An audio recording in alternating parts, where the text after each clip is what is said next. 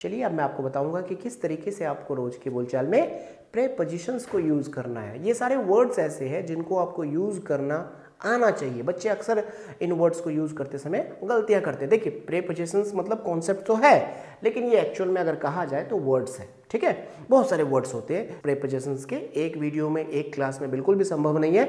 इसलिए प्रेपोजिशंस के कॉन्सेप्ट्स को, प्रेपोजिशंस के क्लासेस को मैंने 3 भागों में डिवाइड किया है, पार्ट 1, पार्ट 2 और पार्ट 3। आज की क्लास में मैं आपको बताऊंगा कि किस तरीके से आप एट, इन, इनटू और ऑन को यूज करोगे, और बाकी जो बचे हुए वर्ड्स हैं वो मैं आपको आगे की क्लासेस में बताऊंगा। ठीक है, चलिए कुछ एग्जांपल से मैं आपको समझाने की कोशिश करता हूं। सबसे पहले आप समझिए कि एट का आपको यूज कब करना है। ठीक है, देखिए एट का यूज करिए आप टाइम बताने के लिए। आपको बोलना है 4 बजे, 5 बजे, 3 बजे, 2 बजे, 1 बजे, 6 बजे, 7 बजे, तो एट का यूज कीजिए। मैं सुबह 6 बजे जागता हूँ, I wake up at 6 o'clock, I wake up at 7 o'clock, I wake up at 4 o'clock, 5 o'clock। ठीक है, आपको कहना है, मतलब टाइम बताने के लिए आपको एट का यूज़ करना है। लेकिन कई बार जैसे कि मुझे कहना पड़ जाता है या हमें कहना पड़ जाता है कि मैं सुबह 6 बजे जागता हूँ, तो हम ऐसे कहेंगे I wake up at 6 in the morning. तो आपने यहाँ पर देखा मॉर्निंग के साथ में इन का यूज हुआ। ठीक है, तो आपको माइंड में भी सेव करना है। एट का यूज करेंगे आप नंबर ऑफ टाइम, मतलब जब आपको टाइम मतलब डिजिट में बताना हो तो एट का यूज करेंगे उसके साथ में, और जब पीरियड में बताना हो तो इन का यूज करेंगे, इन the morning, in the evening. लेकिन जब नाइट आ जाए तो आपको एट का यूज करना है, और नून आ जाए तो आपको एट का यूज करना है। एक और एग्जाम्पल लीजिए, मैं कल रात को 9 बजे घर पहुंचा, I reached my home at 9 yesterday। I reached my home at 9 o'clock कह लीजिए, या 9 PM yesterday। ठीक है, आपने क्या देखा, नंबर के साथ में एट का यूज करना। ठीक है, ये गलती से भी इसको स्किप नहीं करना, अदरवाइज सेंटेंस गलत हो जाएगा। चलिए अब मैं आपको बताता हूँ कि किस तरीके से आपको प्लेस के साथ में एट और इन को यूज करना है। छोटी जगह के साथ में एट, बड़ी जगहों के साथ में इन। जैसे मैं लक्ष्मी नगर दिल्ली में रहता हूँ, I live at Lakshmi Nagar in Delhi, I live at Lakshmi Nagar in Delhi. तो आपने यहाँ पर क्या देखा, लक्ष्मी नगर के साथ मैंने एट का यूज़ किया और दिल्ली के साथ मैंने इन का यूज़ किया। लक्ष्मी नगर दिल्ली की तुलना में छोटा है और दिल्ली बहुत बड़ी है, इसलिए छोटी जगह के साथ में एट और बड़ी जगह के साथ में आपको इन का यूज़ करना है। अब मैं आपको कहूँ कि लाल किला चांदनी चौक दिल्ली में है, ठीक है, तो मैं कहूँगा the red fort is situated at Chandni Chowk in Delhi. अब चांदनी चौक छोटा है दिल्ली की तुलना में, ठीक है, तो चांदनी चौक के साथ में एट और दिल्ली के साथ में मैंने यहाँ पर इन का यूज किया। इतने समय ध्यान रखना है, इसके लिए तुमको पढ़ना पड़ेगा, और एट इन का बढ़िया तरीके से यूज समझने के लिए मैं बताऊंगा रीडिंग कर। रीडिंग कैसे करोगे तुम, यू कैन विन बुक ले लो, मैंने डिस्क्रिप्शन में लिंक दे दिया। बार बार मैंने रेकमेंड किया you can win, you can win, you can win, क्योंकि इसमें बढ़िया माइंडसेट भी तुम्हारा बनेगा। इस बुक को पढ़ने के बाद और इंग्लिश के सारे ग्रामर के कॉन्सेप्ट्स आपको एक ही जगह पर देखने को मिल जाएगा। माइंडसेट बढ़िया और इंग्लिश में भी तुमको मदद मिलेंगी। ठीक है, तो अपनी भाषा नहीं है इंग्लिश, इसलिए ज्यादा इसमें टेंशन मत लो। ठीक है भैया, बोलने लायक इंग्लिश को बना लो अपना और आगे बढ़ो। चलो आओ, अब मैं आपको और बताता हूं कि एट का यूज कैसे करते हैं एज को बताने के लिए। भाई at the age of 60, at the age of 50, at the age of 30। ठीक है, मतलब एज के साथ में आप इस तरीके से बता सकते हो। जैसे रोहित चाचा को 65 साल की उम्र में जॉब मिली। रोहित चाचा got the job at the age of 65। Mohan Singh की शादी हुई 70 साल की उम्र में। Mohan Singh got married at the age of 70। उसने 10 साल की उम्र में अपने पिताजी को खो दिया। He lost his father at the age of 10। उसकी पहली जॉब 18 साल की उम्र में लग गई थी। He got his first job at the age of 18। ठीक है, तो इस तरीके से एट का यूज आपको करना है, क्या बताने के लिए, एज बताने के लिए। ठीक है, अब आइए फेस्टिवल के साथ भी आपको एट का ही यूज करना है। चाहे दिवाली हो या ईद हो या होली हो या छठ पूजा हो या क्रिसमस हो, कोई भी फेस्टिवल हो, उसके साथ में आपको एट का यूज करना। जैसे मेरे चाचा जी मिठाइयाँ बांटते हैं, माई चाचा जी distributes sweets. At Eid, Diwali, Holi, Chhath Puja, जो भी फेस्टिवल हो आप यूज करो उसके साथ में एट। ठीक है, अच्छा कई बार फेस्टिवल के साथ में आपको ईव या ओकेजन देखने को मिलता है लगा हुआ, तो आपको उनके साथ में एट का यूज करना नहीं है, ऑन का यूज करना। जैसे मेरे चाचा जी ने एक कार खरीदी दिवाली के पहले वाले शाम में, मतलब यहाँ पर ईव वर्ड का यूज होगा या ओकेजन वर्ड का यहाँ पर आपको यूज करना है। माय चाचा जी bought a new car on the eve of Diwali या on the occasion of Diwali. I hope कि मेरी बात आपको समझ में आ रही होंगी। चलिए एक और एग्जांपल की मदद से मैं आपको समझाने की कोशिश करता हूँ कि किस तरीके से आपको एट, इन और ऑन तीनों वर्ड को यूज करना पड़ सकता है एक ही सेंटेंस में। जैसे रोहित का जन्म सुबह 10 बजे मंगलवार के दिन 10 मई 2010 को हुआ। फिर से समझो मेरी बात को, रोहित का जन्म सुबह 10 बजे मंगलवार के दिन 10 मई 2010 को हुआ। Rohit was born at 10 o'clock in the morning on Tuesday on 10 May 2010। ठीक है, आपने क्या देखा यहाँ पर 10 o'clock के साथ में मैंने यहाँ पर एट का यूज किया, लेकिन मॉर्निंग के साथ में इन का यूज किया, ट्यूसडे के साथ में ऑन का यूज किया और 10 मई 2010 के साथ में मैंने ऑन का यूज किया। ठीक है, और नेम ऑफ डेज आ जाए, चाहे ट्यूसडे हो या वेंसडे हो या थर्सडे हो या फ्राइडे हो या सैटरडे हो या संडे हो, आपको उसके साथ में ऑन का यूज करना है। और डेट जब भी बताओगे आप, चाहे 10 मई हो या 20 मई हो या 15 जनवरी हो या आपको 10 फरवरी हो या फिर 20 अप्रैल हो या फिर 30 जून हो, कोई फर्क नहीं पड़ता, सबके साथ में आपको क्या करना, ऑन का यूज करना है डेट बताते समय। आई होप कि मेरी बात आपको समझ में आ रही होंगी। अच्छा, कई बार ऊपर, जैसे कि मान लिया टेबल रखा हुआ, आपको कोई बच्चा आया टेबल पे बैग रख दिया, तो आपको वहां पर ऑन का यूज करना है ऊपर के लिए। ठीक है, जैसे Rohit put the bag on the table, Rohit put the books on the table.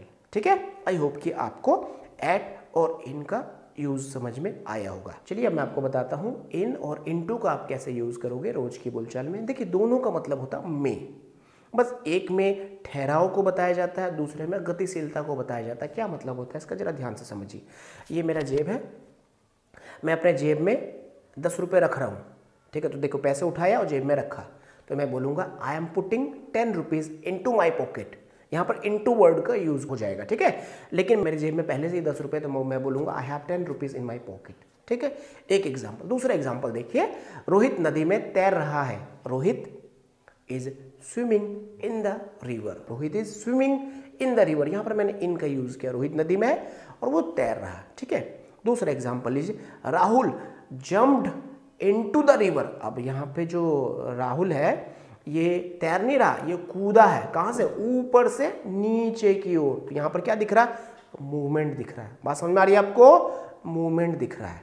ठीक है, इस तरीके से आपको इन और इनटू को यूज करना है और घबराने की बिल्कुल भी ज़रूरत नहीं है। बस आपको चीज़ों को समझना है और जैसे जैसे आप पढ़ोगे ना, चीज़ें समझ में आने लग जाएंगी। मैं बार बार क्यों बोलता हूँ आपको, बुक पढ़िए, बुक पढ़िए, बुक पढ़िए, क्योंकि आप बुक पढ़ेंगे तो रीडिंग स्किल डेवलप होगी। और जब बुक पढ़ते हो तो एक चैप्टर में आपको ग्रामर के सारे कॉन्सेप्ट्स एक साथ देखने को मिलता है, और जहाँ आप टेंसेज, मोडाल्स, प्रीपोजिशंस, उसके बाद कंजंक्शंस, सारे वर्ड्स आप एक साथ देख सकते हो कि किस तरीके से उसको यूज करके पैराग्राफ बनाया जाता है। ठीक है, तो बुक जरूर पढ़िएगा, यू कैन विन, मैंने डिस्क्रिप्शन पे लिंक दे दिया है। ठीक है, आई होप कि मेरी बात आपको समझ में आए होंगे। टेंशन बिल्कुल नहीं लेने का, वापस वही सजेशन दूंगा जो पहले देता था, पीछे की सारी क्लासेस को अटेंड करो।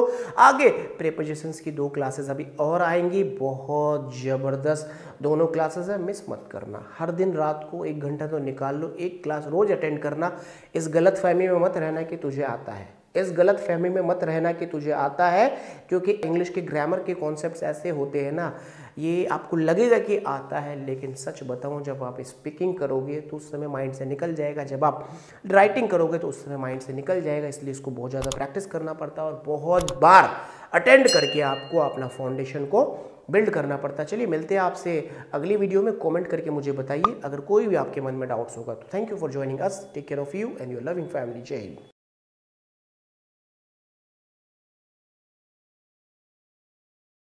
आज मैं आपको बताऊंगा between, among, over, above, under, below, in और विद इन को आप कैसे यूज करोगे रोज की बोलचाल में। ये प्रीपोजिशंस के ऐसे वर्ड्स हैं जिनको आपको समझना बहुत ज़्यादा ज़रूरी है। और हाँ, मैंने पार्ट 1 में आपको एट, इन, ऑन, इनटू को यूज़ करने का तरीका बताया था। अगर आपने पार्ट 1 वाली क्लास अटेंड नहीं की तो ज़रूर अटेंड कर लीजिए, मैंने आई बटन में लिंक दे दिया है। चलिए आइए अब हम लोग टॉपिक को स्टार्ट करते हैं। देखिए बिटवीन और अमंग दोनों का ही मतलब होता है के बीच में, बस अंतर ये होता है 2 के लिए आपको बिटवीन का यूज़ करना है और 2 से ज़्यादा के लिए आपको अमंग का यूज़ करना। जैसे मेरे चाचा जी ने अपने 2 बेटों के बीच में अपनी प्रॉपर्टीज़ को बांट दिया। माई चाचा जी डिवाइडेड, मतलब my uncle ji divided his properties between his 2 sons. अब देखो यहाँ पर 2 सन्स है तो यहाँ पर बिटवीन का यूज हुआ। ठीक है, रोहित और राजू के बीच में दोस्ती नहीं है। There is no friendship between Rohit and Raju, देखिए दो वर्ड है, रोहित एंड राजू मतलब दो नाम है, इसके साथ में बिटवीन का यहाँ पर यूज हुआ। ठीक है, अब देखिए अमंग का यूज आप कैसे करोगे, दो से ज्यादा आपको समझ में आ रहा हो, नंबर साफ साफ, या आपको लग रहा है कि भीड़ है कोई, तो आपको अमंग का यूज करना। जैसे मैं हर संडे को बच्चों में टॉफियां बांटता हूं, I distribute the toffees among the children every Sunday. अब देखिए अमंग द चिल्ड्रन, अब बच्चों में, अमंग द चिल्ड्रन, अब यहाँ पर जो चिल्ड्रन है ये दो नहीं है, दो से बहुत ज्यादा। ठीक है, I distribute the toffees among the children every Sunday. ठीक है, मेरे चाचा जी ने अपने तीनों बेटों के बीच में अपनी संपत्तियों को बांट दिया।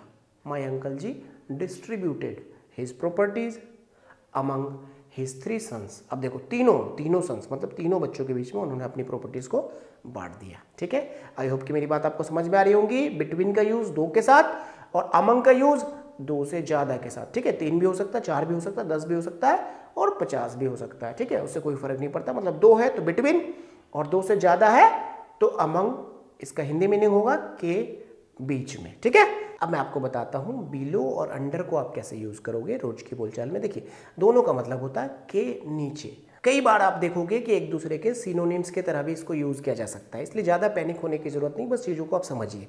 अब अंडर का यूज करते हो तो आपको फिजिकल कांटेक्ट देखने को मिलता है और बिलो का यूज करते हो तो फिजिकल कांटेक्ट देखने को आपको नहीं मिलता। जैसे मैंने कहा कि मैंने अपनी किताब तकिए के नीचे रखा, I put my book under the pillow. इस सिचुएशन में मैंने अंडर का यूज किया। मैंने अपना बैग अलमारी के नीचे रखा, I placed my bag below the almirah. ठीक है, तो यहाँ पर मैंने बिलो का यूज किया, यहाँ पर मैंने अंडर का यूज किया। बात समझ में आ रही है आपको? चलिए अब समझिए अंडर का यूज जो होता है आप जूनियर के अर्थ में भी करते हो, जैसे ही इज वर्किंग अंडर मी। ठीक है, आपने अंडर का यूज इस तरीके से भी करना है, ही इज वर्किंग अंडर मी। अच्छा, कई बार आपने देखा होगा पेड़ के नीचे कोई बैठा होता हो या छत के नीचे कोई बैठा होता हो तो यहाँ पर भी अंडर का यूज हो जाता है, जैसे he was sitting under the tree, he was sitting under the roof. ठीक है, इस तरीके से भी अंडर का यूज हो जाता है। अब देखिए बिलो का यूज कुछ इस तरीके से भी किया जाता है कि जब किसी व्यक्ति के शान के खिलाफ कोई बात हो जाए तो वो बिलो का यूज करते हैं, जैसे it is below his dignity, it is below his dignity to beg for mercy, मतलब ये उसके शान के खिलाफ है कि दया की भीख मांगे। इस तरीके से भी बिलो का यूज आपको देखने को मिलेगा। ठीक है, घबराने की जरूरत नहीं है, बुक पढ़िए, बुक पढ़िए। मैं बुक की बार बार बात करता हूँ, आप बुक पढ़िए। बुक पढ़ेंगे आप तो चीज़ें आपको समझ में आएंगी, क्योंकि बुक में सारी चीज़ें एक साथ आती है। ठीक है, इसलिए मैं आपको रेकमेंड करता हूँ, you can win book recommend करता हूँ। मैंने डिस्क्रिप्शन में लिंक दे दिया, आप जरूर परचेज करके उसको पढ़िए रोज 20 मिनट। इससे इंग्लिश भी आपकी अच्छी होगी, रीडिंग स्किल भी आपकी डेवलप होगी और साथ में माइंड सेट भी आपका बहुत अच्छा बिल्ड होगा। ठीक है, चलिए अब मैं आपको और बताता हूँ कि बिलो का यूज़ इस तरीके से भी आप कर सकते हो। जैसे मेरी सैलरी 10,000 से कम है, my salary is below 10K, आप कह सकते हो my salary is below 10K कह सकते हो आप। ठीक है, तो ये मैंने आपको कुछ यूजेस बताए बिलो के और अंडर के। देखिए यूजेस बहुत ज़्यादा होते हैं इनके, आप जब तक नहीं रीडिंग करोगे चीज़ें समझ में नहीं आएंगी। 2-2 एग्जाम्पल्स, 4-4 एग्जाम्पल से बस आपका माइंड सेट प्रिपेयर होगा, बाकी आपको आगे रीडिंग करते रहना पड़ेगा ताकि आपको चीज़ें और भी बेहतर तरीके से समझ में आ सके। ठीक है, चलिए अब मैं आपको बताता हूँ अबव एंड ओवर को कैसे आप यूज़ करोगे रोज की बोलचाल में। देखिए अबव एंड ओवर का मतलब होता है किसी चीज़ के ऊपर या किसी चीज़ से ऊपर। ठीक है, जैसे हमें कहना है कि पक्षी हमारे सर के ऊपर उड़ रहे हैं तो हम कहेंगे the birds are flying over या अबव आवर हेड्स। यहाँ पर अबव या ओवर दोनों में से कोई भी एक वर्ड हम लोग यूज कर सकते हैं। अब हमें अगर कहना है कि तिरंगा हमारे सर के ऊपर लहराते हैं तो हम कैसे बोलेंगे the flags are waved over या अबव आवर हेड्स। ठीक है, ओवर या above our heads. I hope कि मेरी बात आपको समझ में आ रही होंगी। हेलीकॉप्टर हमारे सर के ऊपर उड़ता है, द हेलीकॉप्टर फ्लाइज या द हेलीकॉप्टर होवर्स ओवर या अबव आवर हेड्स। ठीक है, इस तरीके से हम लोग ओवर या अबव का यूज कर सकते हैं। चलिए इसके और भी यूजेस है, मैं आपको समझाने की कोशिश करता हूँ। उसकी सैलरी 20,000 रुपये से ऊपर है, ही अर्न्स अबव 20,000। देखिए ही अर्न्स अबव 20,000, यहाँ पे ऊपर के लिए 20,000 से ऊपर के लिए अबव वर्ड का यहाँ पर यूज़ किया है। अगर मैंने कम वर्ड का अगर यहाँ पर यूज़ करना हमें तो हम लोग बिलो का यूज़ करेंगे। ठीक है, उसकी सैलरी 20,000 से कम है, ही अर्न्स बिलो 20K, इस तरीके से आपको यूज़ करना पड़ सकता है। अच्छा, कई बार आपको देखने को इस तरीके से मिलेगा कि आप किसी से एड्रेस पूछते हो और उसने आपको एड्रेस मैसेज पर भेज दिया है, तो वो आपको कहता है कि रीड अबव या फॉर डिटेल रीड अबव। ये अबव का मतलब वो क्या होता है, ऊपर, मतलब ऊपर जो बातें लिखी है उसको पढ़िए, ठीक है। तो इस तरीके से अबव का आप यूज़ कर सकते हो। अब देखिए, ओवर का यूज़ कुछ और डिफरेंट तरह से किया जा सकता है। जैसे हमने बातें की खाने पर या रात के भोजन करते समय हमने बातें की, we had discussed over the lunch, we had discussed over the lunch. हमने दोपहर के भोजन पर बातें की, we had discussed over the lunch. Lunch पर डिसीजन लिया गया, the decision was taken over the lunch. Lunch पर डिसीजन लिया गया, ठीक है। अच्छा, ओवर का यूज़ कई बार किसी चीज़ के ऊपर बताने के लिए भी होता है। जैसे राजू ने बॉडी के ऊपर में कंबल ढका, Raju put a blanket over the body. अब यहाँ पर बॉडी के ऊपर के लिए यहाँ पर ओवर का यूज़ हुआ, ठीक है। ओवर का यूज़ दोनों तरफ के लिए भी होता है। There is a bridge over the road, there is a bridge over the road, मतलब रोड के दोनों तरफ क्या है, ब्रिज है, ठीक है। अच्छा, ओवर का यूज़ उस पार, के उस पार के लिए भी होता है। जैसे one of my friends leaves, one of my friends leaves over the mountain, मतलब मेरे दोस्तों में से एक पहाड़ के पीछे रहता है, पहाड़ के उस पार रहता है, ठीक है। इस तरीके से भी ओवर का यूज़ आपको देखने को मिलेगा। चलिए, अब मैं आपको इन और विद इन का यूज़ बताता हूँ कि इन और विद इन को आप कैसे यूज़ करोगे। इन का मतलब होता है मे और विद इन का मतलब होता है के अंदर, अंदर अंदर। जैसे मैं 2 घंटे में अपना काम पूरा कर लूँगा, ठीक है। I will complete my work in 2 hours, या इन 2 डेज, या इन 7 डेज, या इन 1 मंथ, ठीक है। लेकिन जब मेरे को कहना अंदर ही अंदर, मतलब एक डेडलाइन के अंदर ही अंदर किसी काम को जब पूरा करना है, तो यहाँ पर विद इन का यूज़ करेंगे। मैं इस काम को 2 घंटे के अंदर अंदर कंप्लीट कर लूँगा। I will complete this work with in 2 hours, I will complete this work with in 2 hours. मतलब यहाँ पर 1 घंटा भी लग सकता है, आधा घंटा भी लग सकता है, 1.5 घंटा भी लग सकता है, मतलब 2 घंटे के अंदर होगा, ठीक है। 2 घंटे नहीं लगेंगे, 2 घंटे के अंदर अंदर होगा। तो अंदर अंदर के लिए आपको विद इन का यूज़ करना है और केवल मैं बोलना है आपको, तो आपको इनका यूज़ करना है, ठीक है। ये बात मैंने आपको आज बताने की कोशिश की है। अगली क्लास को आप ज़रूर अटेंड कीजिएगा, उसमें प्रीपोजिशंस के कुछ और भी वर्ड्स हैं जिसको मैं आपको समझाने की कोशिश करूँगा। वापस आपको मैं सजेशन दूंगा, पीछे की सारी क्लासेस को आप रिवीजन कीजिए और रोज़ की बोलचाल में फॉलो कीजिए। मैंने पूरी कोशिश की है कि आपको कंटेंट इस तरह से दूं जिसकी ज़रूरत आपको रोज़ की बोलचाल में इंग्लिश बोलने के लिए पड़ती ही पड़ती है। बस अब आप कितनी जिम्मेदारी के साथ उन कंटेंट को कंज्यूम करके प्रैक्टिस करते हैं, इस बात से तय होगा कि आप कितनी जल्दी इंग्लिश बोल पाओगे। चलिए, मिलते हैं आपसे नेक्स्ट वीडियो में। Thank you for joining us, take care of you and your loving family. जय हिंद।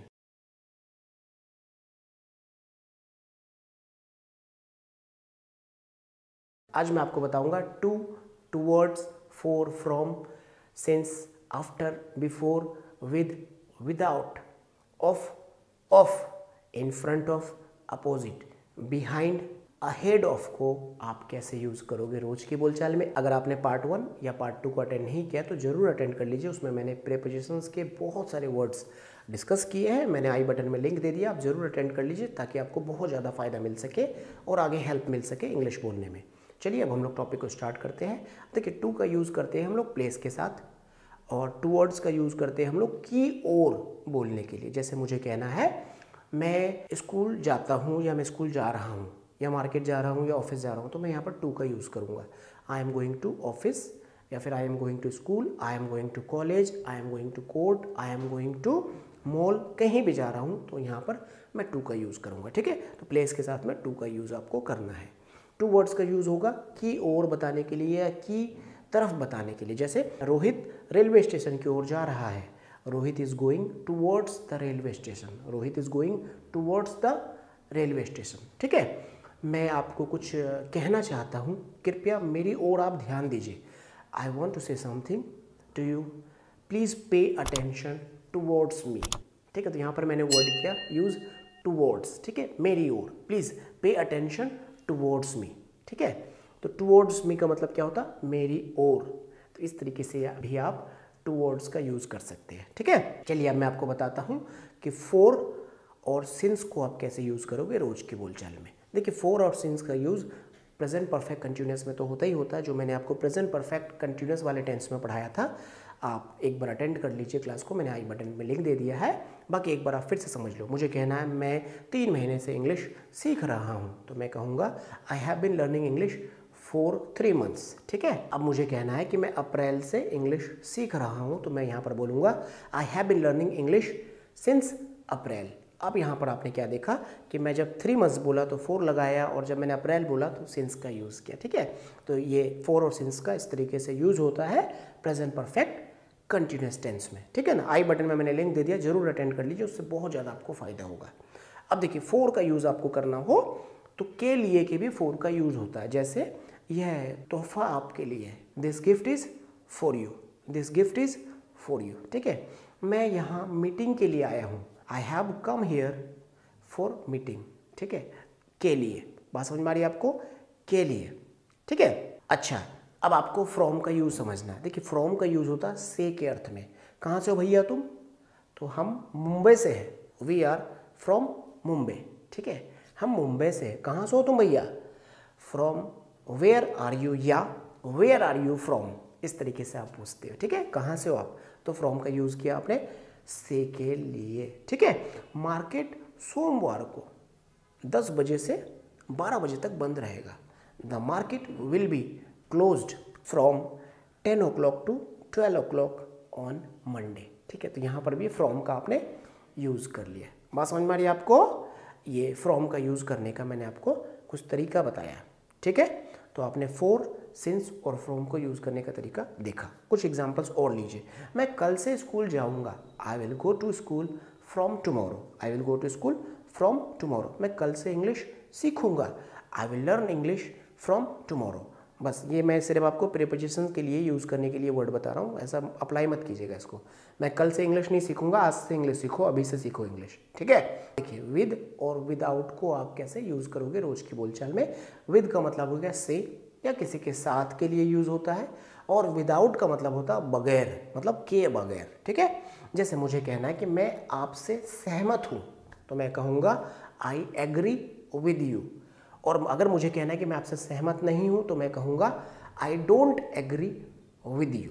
ठीक है। मैं आपके साथ रह सकता हूँ, I can live with you. मैं आपके साथ डांस कर सकता हूँ, I can dance with you.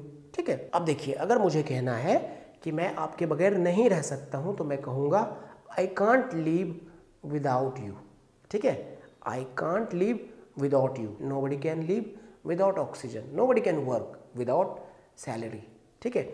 इस तरीके से आपको विद और विदाउट को यूज़ करना। अच्छा, कई बार आपने देखा होगा ऑफिस के बाहर ऐसा लिखा हुआ होगा, no entry without permission. Without का मतलब हो गया के बगैर। ठीक है। आई होप की बात आपको समझ में आ रही होंगी। चलिए अब आफ्टर और बिफोर को आप कैसे यूज़ करोगे इसको ज़रा समझो ध्यान से। आफ्टर का मतलब होता है बाद में, और बिफोर का मतलब होता है पहले। ठीक है। जैसे मेरे को कहना है कि मैं कल 9 बजे के बाद ऑफिस पहुँचूँगा, तो मैं कहूँगा I will reach office after 9 o'clock। ठीक है। रोहित कल 7 बजे शाम के बाद खाना खाएगा, Rohit will eat dinner after 7 PM, after 7 PM। ठीक है। तो इस तरीके से आपको आफ्टर का यूज़ करना है। अब बिफोर का यूज़ करना है आपको पहले के सेंस में। जैसे ट्रेन 2 घंटे पहले चली गई, the train had departed before 2 hours। Rohit 7 बजे से पहले आ गया था, रोहित कैम बिफोर 7 PM या 7 o'clock आप कह सकते हो। ठीक है। तो इस तरीके से बिफोर और आफ्टर का यूज़ आप कर सकते हो। आ रही बात समझ में आपको? चलिए अब आप देखिए ऑफ और ऑफ को कैसे यूज़ करोगे रोज की बोलचाल में। ऑफ मतलब ये हो गया OF वाला ऑफ। ठीक है। का या ये जुड़ाव बताएगा, कनेक्शन बताएगा। दूसरी ओर OFF ऑफ, ये जो है सेपरेशन बताता है, डिसकनेक्शन बताता है। चलिए मैं एग्जांपल से आपको समझाता हूँ। जैसे मुझे कहना है कि मैं इस सोसाइटी का एक मेंबर हूँ, तो मैं कहूँगा I am a member of this society, या I am an employ of this company. मतलब अगर किसी कंपनी का एम्प्लॉय हूँ मुझे कहना है तो, या मेरे को कहना है कि मैं इस कंट्री का नागरिक हूँ, तो मैं कहूँगा I am a citizen of this country. या मुझे कहना है कि आप मेरे परिवार के सदस्य हो, तो मैं कहूँगा you are a member of my family, you are a member of my family. ठीक है। तो आपने देखा ऑफ का यूज़ यहाँ पर कनेक्शन को बता रहा है, जुड़ाव को बता रहा है, ठीक है। ऑफ के अर्थ में यहाँ पर यूज हो रहा है। एक दूसरी तरह का एग्जांपल भी लीजिए, जैसे आप कोई शर्ट खरीदते हो, आप पूछते हो ना हाउ मच इज दिस, तो आपको दुकानदार क्या बोलता है, यह शर्ट 200 रुपए की है, 300 रुपए की, 500 रुपए की, तो कैसे बोलेगा, दिस शर्ट इज ऑफ ₹200, 300, ठीक है। इस तरीके से ऑफ लगाकर वो बोलेगा आपको, ठीक है। अब देखिए ऑफ का यूज कैसे करते हैं, ये डिस्कनेक्शन को बताएगा। जैसे शर्मा जी आज ऑफिस में नहीं है, मतलब दूरी है, ठीक है। Sharma ji is off duty today, Sharma ji is off duty today, तो यहाँ पर ऑफ का आपने यूज किया, ठीक है। The market is of now, the market is of now, ठीक है, यहाँ पर भी ऑफ का यूज हुआ है।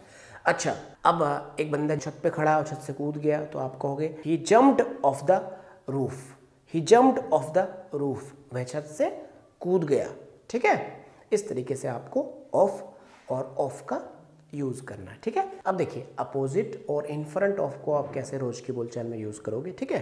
देखिए अपोजिट और इन फ्रंट ऑफ का एक मीनिंग तो होता है के सामने, ठीक है, जहाँ पर दोनों का मतलब एकदम बराबर होता है, कोई ज़्यादा डिफरेंस आपको देखने को नहीं मिलता, लेकिन कई जगह पे आपको डिफरेंस देखने को मिल सकता है। जैसे एक इंसान दूसरे इंसान के साथ में बैठा है, तो अपोजिट का यूज़ करना। जैसे रोहित मेरे सामने बैठा है, तो मैं बोलूँगा रोहित इज़ सिटिंग अपोजिट मी, ठीक है। इस तरीके से मैं बोलूँगा।